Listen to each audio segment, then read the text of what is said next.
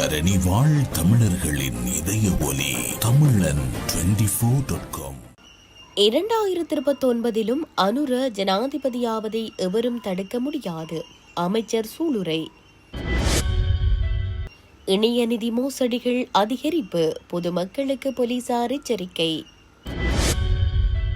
13 வயது மாணவியை கர்ப்பமாக்கிய 40 வயது நபர்.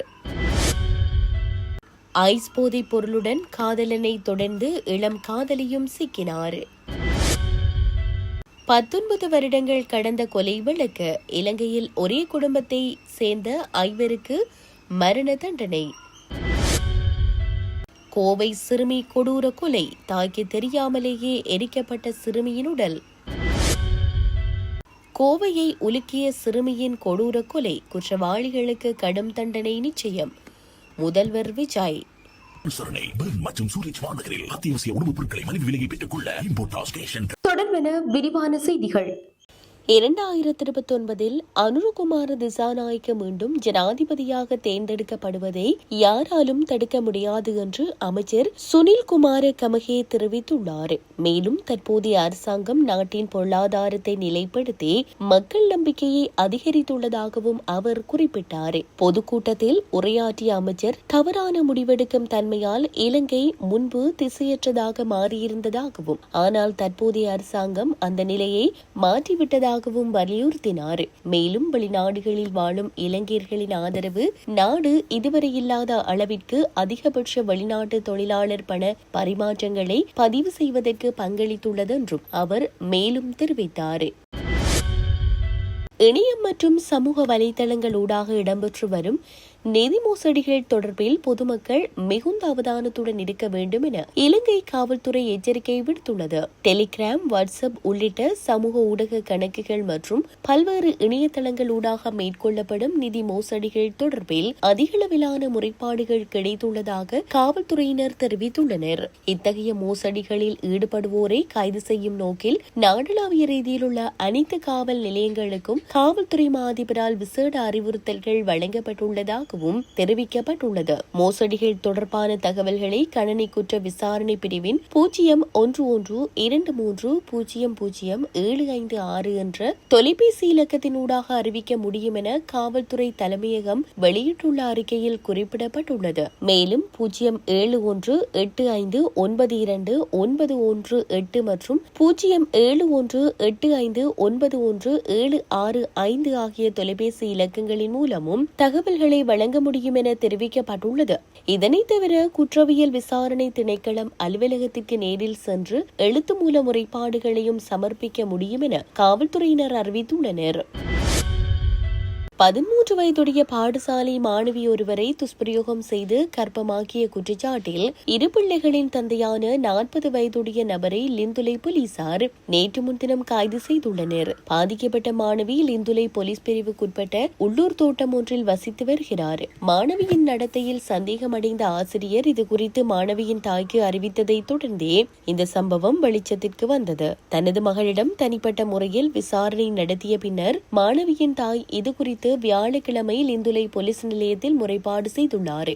உடனடியாக செயற்பட்ட லிந்துலை போலீஸ் நிலையத்தின் மகளிர் மற்றும் சிறுவர் பாதுகாப்பு பிரிவினர் மாணவியை வைத்தியசாலையில் அனுமதித்தனர். மருத்துவ பரிசோதனைகளில் மாணவி 2 மாத கர்ப்பிணியாக இருப்பது உறுதி செய்யப்பட்டது. தொடர்ந்து மேலதிக மருத்துவ பரிசோதனைக்காக மாணவி நுவரெலியா மாவட்ட பொது வைத்தியசாலையின் சட்ட மருத்துவ அதிகாரி முன்னிலையில் ஆஜர்படுத்தப்பட்டார். சம்பவம் தொடர்பில் கைது செய்யப்பட்ட சந்தேக நபர் பாதிக்கப்பட்ட மாணவி வசிக்கும் அதே தேயிலை தோட்டத்தை சேர்ந்தவர். குறித்த சந்தேக நபர் நேற்று முன்தினம் நுவரெலியா நீதவான் நீதிமன்றத்தில் ஆஜர்படுத்தப்பட்டுள்ளதாக போலீசார் உறுதிப்படுத்தினர். சட்ட ரீதியான துஷ்பிரயோகம் மற்றும் சிறுவர் பாதுகாப்பு மீறல் தொடர்பான மேலதிக விசாரணைகளை லிந்துலை போலீசார் மேற்கொண்டு வருகின்றனர்.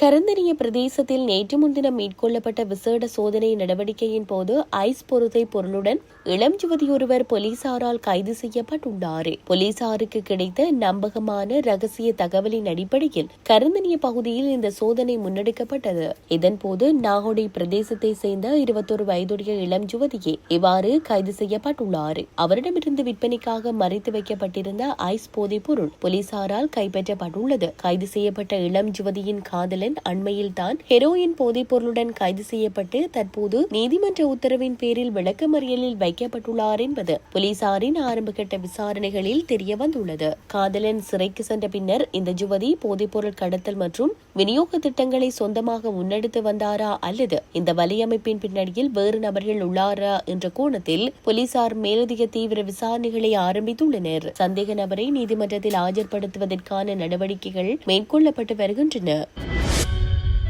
19 வருடங்களுக்கு முன்னர் நபரொருவரை அடித்து கொலை செய்த குற்றச்சாட்டில் ஒரே குடும்பத்தை சேர்ந்த தந்தை மற்றும் 2 மகன்கள் உட்பட 5 பலப்புற்றிய மேல் நீதிமன்றம் மரண தண்டனை விதித்து தீர்ப்பளித்துள்ளது. பல வருடங்களாக நடத்தப்பட்டு வந்த இவ்வழக்கின் விசாரணை முடிவடைந்த நிலையிலேயே பலப்புற்றிய மேல் நீதிமன்ற நீதிபதியினால் இந்த தீர்ப்பு கடந்த வெள்ளிக்கிழமை அளிக்கப்பட்டுள்ளது. கடந்த 2007 ஜூலை 29 அல்லது அதனை அண்மித்த ஒரு நாளில் படதூவா பகுதியை சேர்ந்த ஒருவர் கொலை செய்யப்பட்டார். குடும்ப தகராறு காரணமாக தடிகளால் தாக்கி இந்த கொலை இடம்பெற்றுள்ளதாக தெரிவிக்கப்படுகிறது. இந்நிலையில் சந்தேக நபர்களுக்கு எதிரான குற்றச்சாட்டுகள் எவ்வித நியாயமான சந்தேகங்களுக்கும் இடமின்றி நீதிமன்றத்தில் நிரூபிக்கப்பட்டதை அடுத்தே குற்றவாளிகள் 5 மரண தண்டனை விதித்து நீதிமன்றம் தீர்ப்பளித்தது.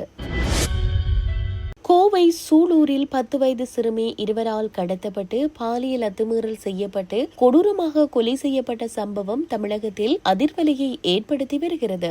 குளத்தில் சிறுமி சடலமாக கண்டெடுக்கப்பட்ட நிலையில் சிறுமியின் பக்கத்து வீட்டில் இருந்த இருவரே இந்த கொடூரத்தை அரங்கேற்றியுள்ளது காவல்துறை விசாரணையில் தெரியவந்துள்ளது. அவர்களிடம் விசாரணை நடைபெற்று வரும் நிலையில் சிறுமியின் உடலை தனக்கு தெரியாமல் தகனம் செய்து விட்டதாக தாய் பரபரப்பு பேட்டியளித்துள்ளார். அவர் கூறியதாவது: பிரேத பரிசோதனைக்கு பிறகு குழந்தையின் உடலை என் கண்ணில் கூட காட்டவில்லை. எனக்கே தெரியாமல் குழந்தையின் உடலை அவரது தந்தை வாங்கி சொந்த ஊரான சேலத்துக்கு கொண்டு சென்று நான் செல்வதற்குள் உடலை எரியூட்டி விட்டனர். எங்களுக்கு நீதி வேண்டும் என்று தெரிவித்துள்ளார். மகளின் உடலை வாங்க மருத்துவமனையில் தான் கையெழுத்திடவில்லை என்றும் அவர் தெரிவித்துள்ளார்.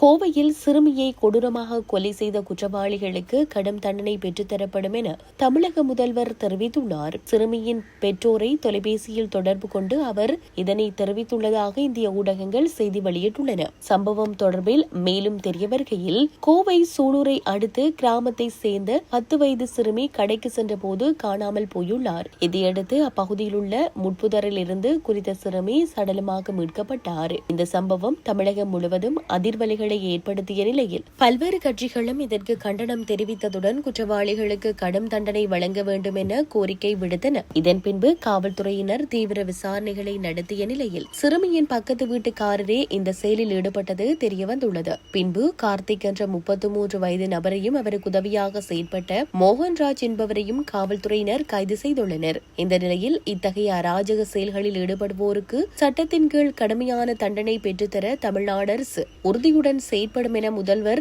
நேற்று முன்தினம் தெரிவித்திருந்தார். இதனைத் தொடர்ந்து நேற்று கொலை செய்யப்பட்ட சிறுமியின் பெற்றோரை தொலைபேசியில் தொடர்பு கொண்டு அவர் உரையாடியுள்ளார். இதன்போது சிறுமியின் பெற்றோருக்கு அவர் ஆறுதல் தெரிவித்ததுடன் குற்றவாளிகளுக்கு கடும் தண்டனை பெற்றுத்தரப்படும் என பெற்றோரிடம் உறுதியளித்துள்ளமை குறிப்பிடத்தக்கது.